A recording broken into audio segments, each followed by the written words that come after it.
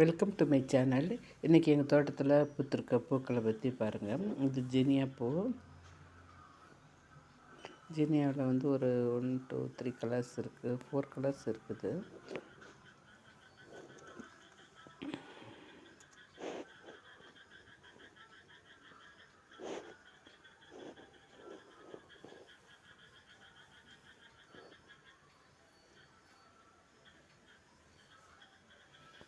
இதெல்லாம் ஈஸியாக வளரக்கூடியது, வருஷம் முழுக்க பூக்கக்கூடியது.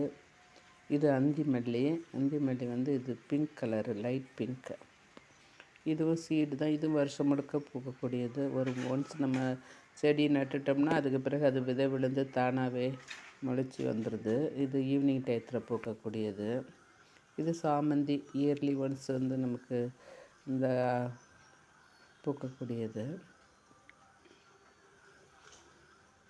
இது நம்ம செடி மூலியமாக சின்ன சின்ன கன்று, அது சைடில் வர அந்த வேர் எடுத்து வச்சோம்னாவே கிளையிலையே இதை உற்பத்தி பண்ணிக்கலாம். இது பால்சம் ரெட்டு பாருங்கள், இவ்வளோ அழகாக இருக்குது. இது காசி தும்பைன்னு தமிழில் சொல்லுவாங்க. இதுவும் சீடு மூலியம் தான். இதுவும் நமக்கு தோட்டத்தில் வந்து வருஷம் முழுக்கவே பூக்கக்கூடிய ஒரு அழகான பிளான்ட்டு.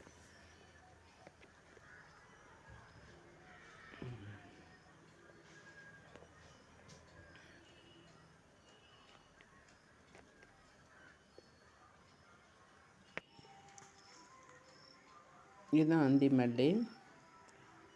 அந்தி மந்தாரன்னு கூட இதை சொல்லுவாங்க. பாருங்கள், இதுவும் விதை மூலம் தான் பரவக்கூடியது. இது 3 கலரில் இது ஒரு கலரு.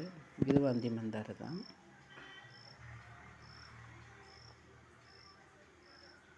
இதெல்லாம் ஈவினிங்கில் பூக்கக்கூடியது.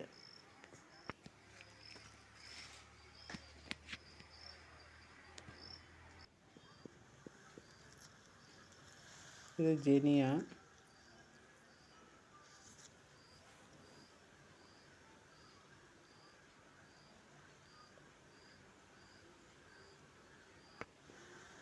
ஜீனியாவிலே இது பாருங்கள், நல்லா அடுக்கு. இது என்ன தெரியல, ஒரு தடவை அடுக்காக பூக்குது, ஒரு நேரம் வந்து சிங்கிள் பெட்டல்ஸ் வருது. இது ஸ்ட்ரென்த்து பொறுத்து வருதா இல்லை என்னென்னு தெரியல. இதோட இது பார்த்திங்கன்னா பக்கத்தில் இருக்கிறது சிங்கிளாக இருக்குது. இது வந்து நல்லா பெட்டல்ஸ் நிறைய அடுக்காக இருக்குது. பார்க்குறதுக்கே ரொம்ப அழகாக இருக்குது. இது ஜீனியா. ஜீனியாவிலேயே ஒயிட்டு, எல்லோ,